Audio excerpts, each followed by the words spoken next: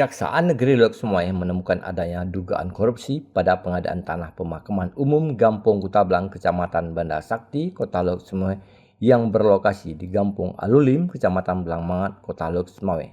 Tanah pemakaman tersebut dianggarkan pada tahun 2022 di bagian pemerintahan Sekretariat Daerah Kota Lok Sumoy.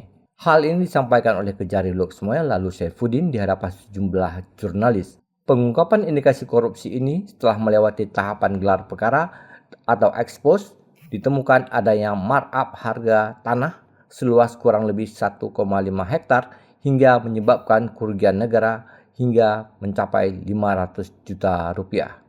Berikut pernyataan Kejari Lok Sumoy lalu Saifuddin.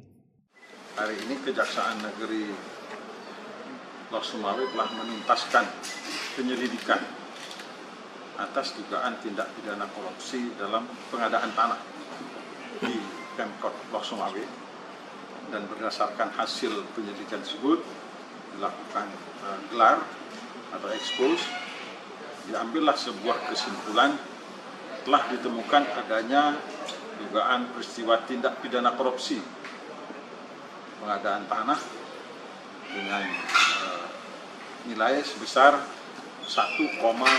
hampir 1,2 miliar rupiah untuk tanah kuburan Gampong Kutablang, Gampong Alulim, lokasi tanah dari Kecamatan Blangmangat. Itu lokasi tanahnya. Nah, setelah dilakukan permintaan keterangan terhadap berbagai pihak, dibuat analisa yuridis, ditemukanlah adanya peristiwa tindak pidana korupsi yang merugikan keuangan negara atau keuangan pemerintah Kota Lok Sumoy. Perhitungan sementara dari nilai sebesar hampir 1,2 miliar itu ditemukan adanya markup harga hampir 500 juta, ya, mendekati 50% dari nilai yang tercantum dalam PPA.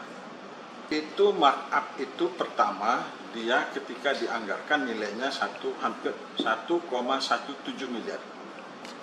Ketika transaksi dilakukan, nilainya itu jauh lebih tinggi daripada nilai pasaran. Tentunya ini menjadi tanggung jawab dari pengelola anggaran. Berdasarkan penelusuran Puja TV Aceh pada tahun 2022, Pemko Lok Sumoy ada menganggarkan sejumlah dana hingga mencapai 19 miliar rupiah untuk pembayaran dan pengadaan sejumlah tanah di beberapa tempat berbeda di wilayah Pemko Lok Sumoy.